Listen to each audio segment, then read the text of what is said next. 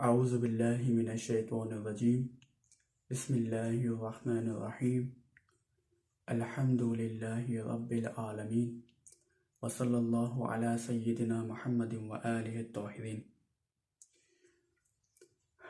آج ہم نماز کے مستحبات کے حوالے سے بات کریں گے اور باقی مبطلات نماز کے حوالے سے بات کریں گے، یعنی نماز کیسے باطل ہوتی ہے، وہ کیا وجوہات ہیں یا کون سی چیزیں ہیں۔ خوب، مستحبات کے حوالے سے اگر بات کریں، مستحب وہ چیز ہے کہ جس کو انجام دینا یعنی جس کو کرنا ثواب ہے، اور اگر نہ کریں تو کوئی مسئلہ نہیں ہے، یعنی گناہ نہیں ہے۔ خوب، نماز میں سب سے پہلے ہمارے پاس اذان اور اقامت آتی ہے۔ اذان اور اقامت نماز میں یعنی مستحب ہیں، مستحبات میں سے ہیں کہ جن کا ادا کرنا ثواب کا باعث ہے۔ البتہ اذان اور اقامت کی اتنی تاکید ہے کہ اگر بالفرض آپ نے نماز شروع کر دی ہے اور آپ کے نماز کے درمیان میں آپ کو یاد آیا ہے، ٹھیک ہے، اور یعنی رکوع میں جانے سے پہلے تک کہ آپ کو یاد آ گیا ہے، تو آپ نماز کو ترک کر سکتے ہیں، یعنی نماز کو توڑ سکتے ہیں۔ کس لیے؟ اذان و اقامت کے لیے۔ تو اس قدر مستحب ہے۔ اس کے بعد خوب، قیام کے اندر قیام میں یعنی جب ہم کھڑے ہوتے ہیں، اس میں ہماری جو نگاہیں ہیں وہ سجدہ پہ ہونا مستحب ہے، یعنی ہماری نگاہ سجدہ پہ ہونے چاہیے۔ پھر اس کے بعد ہمارے مثلاً رکوع میں جب ہم جائیں تو ہماری جو نگاہ ہے یعنی جو آنکھیں مثلاً وہ پاؤں کے درمیان میں ہونے چاہیے، دونوں پاؤں کے بیچ میں ہونی چاہیے، ٹھیک ہے۔ اسی طریقے سے سلام یا تشہد پڑھتے وقت ہماری جو آنکھیں ہیں وہ ہمارے زانوں پہ ہونا چاہیے، یعنی پاؤں پہ ہونا چاہیے۔ جیسے ہم ایسے پڑھتے ہیں السلام علیکم ایھا النبی، تو ہمارے جو آنکھیں ہیں وہ ہمارے پاؤں پہ ہونے چاہیے، زانوں پہ ہونے چاہیے، ٹھیک۔ تکبیرۃ الاحرام کا بتائیں کہ نماز کے اندر صرف تکبیرۃ الاحرام جو ہے لازم ہے، واجب ہے۔ اس کے علاوہ جتنی بھی تکبیر ہے، یعنی تکبیر کیا؟ اللہ اکبر، اللہ اکبر تکبیر، یعنی پہلی تکبیرۃ الاحرام کے علاوہ جتنے بھی ہیں سب مستحب ہیں، یعنی اگر کریں گے تو ثواب ہے، نہیں کریں گے تو ہماری نماز خراب نہیں ہوگی، یعنی باطل نہیں ہوگی۔ خوب، اس کے بعد قنوت ہے کہ جو دوسری رکعت میں ہم پڑھتے ہیں، الحم کے بعد سورہ کے بعد جو قنوت پڑھتے ہیں، یہ پڑھنا مستحب ہے، یعنی واجب نہیں ہے۔ اور نماز کے بیچ میں جو ہم ذکر پڑھتے ہیں، جیسے یعنی رکوع کے جانے کے بعد ہم جب کھڑے ہوتے ہیں کہتے ہیں سمیع اللہ لمن حمیدہ، یہ مستحب ہے۔ اس طریقے سے جب ہم نماز سے یعنی دوسرے سجدے کے بعد جب ہم کھڑے ہوتے ہیں، جب ہم کہتے ہیں بحول اللہ وقوتہ اقوم واقعد، یہ بھی مستحب ہے۔ استغفر اللہ مثلاً نماز کے درمیان، مثلاً سجدے کے درمیان، مثلاً ایک سجدہ کیا میں نے، اس کے بعد کھڑے بیٹھ کر استغفر اللہ کرتا ہوں، استغفر اللہ ربی واتوب الیہ، یہ بھی مستحب ہے، یعنی اگر نہ پڑھیں تو نماز صحیح ہے، البتہ ثواب ہمیں اس کا نہیں ملے گا۔ پھر قراءت میں قراءت یعنی جب تلاوت کر رہے ہیں الحمدللہ کی، تو سورہ الحم پڑھنے کے بعد الحمدللہ کہنا آخر میں مستحب ہے۔ جیسے ہم پڑھتے ہیں ولا الضالین، اس کے بعد الحمدللہ کہنا مستحب ہے۔ اسی طریقے سے اس کے بعد ایک سورہ جیسے سورہ کل ہو گئی یا احد ہو گئی، سورہ کل یا کیا نام ہے دوسری سورہ ہو گئی، اس کے بعد آپ کو کذالک اللہ ربی پڑھنا مستحب ہے، کذالک اللہ ربی پڑھنا مستحب ہے۔ پہلی رکعت میں الحمد کے بعد سورہ انا انزلنا، سورہ قدر پڑھنا مستحب ہے، اور دوسری رکعت میں الحمد کے بعد سورہ قل پڑھنا، سورہ اخلاص پڑھنا مستحب ہے۔ یہ کچھ مستحبات تھے۔ اب جماعت کے حوالے سے بات کریں۔ جماعت کا اسلام میں بہت زیادہ تاکید بیان کی گئی، یعنی بہت زیادہ مستحب ہے۔ ایک روایت کے بقول یعنی ایک حدیث میں آیا ہے کہ یعنی جماعت کے ساتھ نماز پڑھنا 40 سال کی عبادت سے بہتر ہے، یا 40 سال کی عبادت جتنا ثواب ملتا ہے جماعت کے ساتھ نماز پڑھنا۔ یہاں پہ ایک مسئلہ یہ ہے کہ اگر بالفرض اگر ایک شخص ہے جو مسجد جا سکتا ہے، ٹھیک ہے، اور وہ نہیں جاتا کسی وجہ سے، ٹھیک ہے، یعنی مسجد جا سکتا ہے اور وہ نہیں جاتا، ٹھیک ہے، کوئی یعنی کوئی مشکل نہیں ہے اس کو مسجد جانے میں، اور وہ نہیں جاتا، ٹھیک ہے، تو اس کے لیے یعنی یہ گناہ کا باعث ہے، یعنی وہ شخص جو مسجد جا سکتا ہے اور وہ نہیں جا رہا، ٹھیک ہے، تو وہ گناہ کا باعث ہے، یعنی گناہ اس کو ملے گا اس پہ۔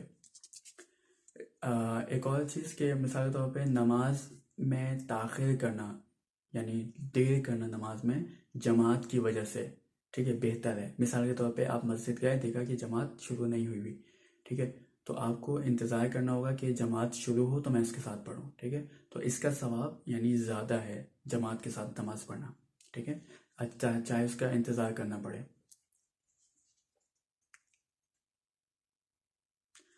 ایک مسئلہ یہ کہ مسجد یعنی مسجد کو نجس کرنا، ٹھیک ہے، یہ حرام کا سبب بنتا ہے، یعنی مسجد نجس کرنا حرام ہے، اور اگر بالفرض مسجد نجس ہے تو اس کو پاک کرنا واجب ہے، ضروری ہے۔ اسی طریقے سے حرام مثلا اگر ہم نجس حالت میں ہیں، ٹھیک ہے، نجس ہیں اور اس حالت میں مسجد جانا، ٹھیک ہے، گناہ کا باعث بنتا ہے۔ ایک مسئلہ یہ ہے کہ مثال کے طور پہ جماعت ہو رہی ہے اور میں نماز پڑھ رہا ہوں اکیلے، یعنی میں اپنی فرادہ نماز پڑھ رہا ہوں، فرادہ یعنی اکیلے، فردی، خود ہی نماز پڑھ رہا ہوں۔ اگر یہ جماعت کی توہین کا سبب بن رہا ہے، ٹھیک ہے، اگر توہین کا سبب بن رہا ہے تو یہ نماز باطل ہے، یعنی نماز قبول نہیں ہے، مجھے دوبارہ پڑھنی ہوگی۔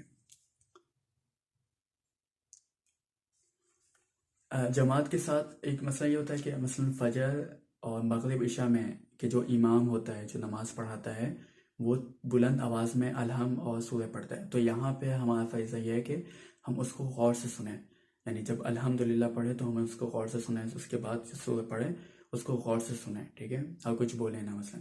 اس کے بعد اس کے علاوہ ظہر اور عصر کی نماز میں کہ جب امام خاموش ہوتا ہے تو یہاں پہ ہم آہستہ آواز میں ذکر پڑھ سکتے ہیں، کوئی سا بھی ذکر، الحمدللہ، سبحان اللہ، کچھ بھی ہم پڑھ سکتے ہیں۔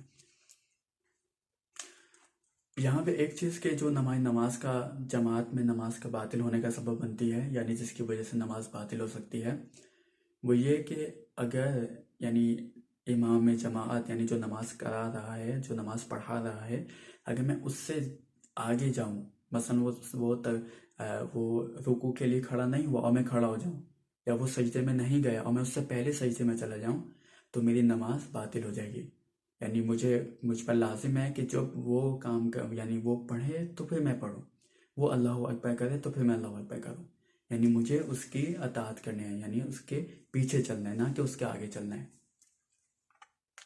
خب یہ کچھ اہم مسائل تھے نماز کے حوالے سے، مستحبات اور کچھ مبطلات۔ اب ہم باقاعدہ مبطلات نماز کی بات کرتے ہیں۔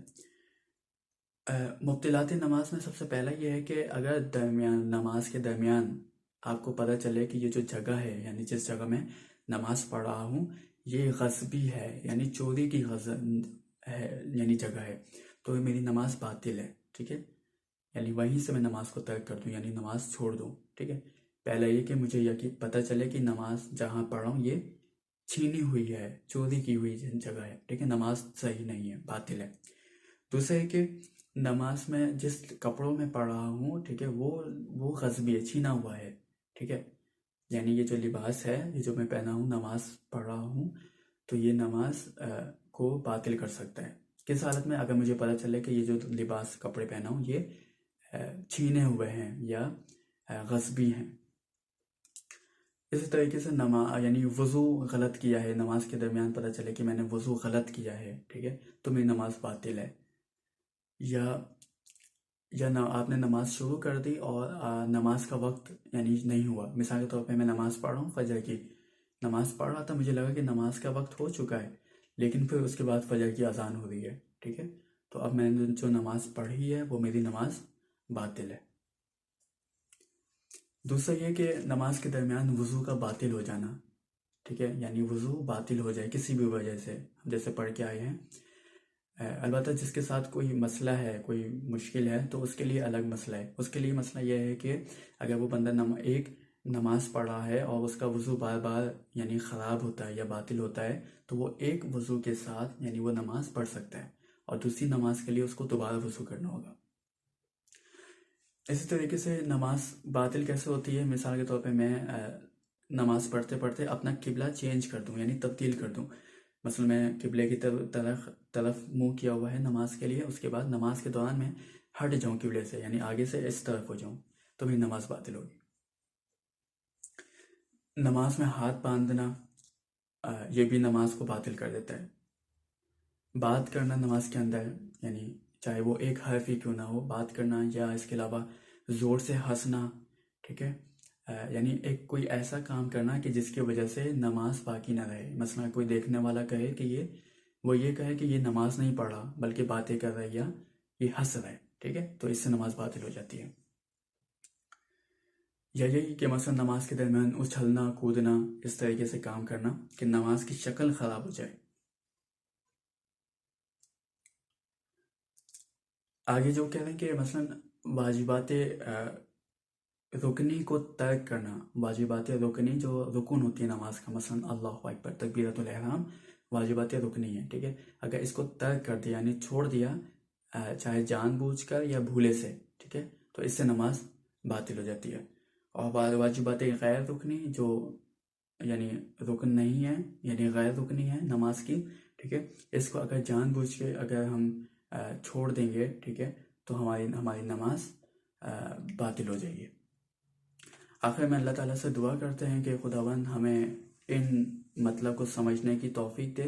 اچھا، کیونکہ یہ مسائل وہ ہیں جو عموماً ہمیں پیش آتے ہیں، تو لازمی ہے کہ اس کو یعنی 1 سے 2 دفعہ سنیں تاکہ ہمیں یعنی یاد ہو جائیں، ٹھیک ہے. والسلام علیکم ورحمۃ اللہ وبرکاتہ.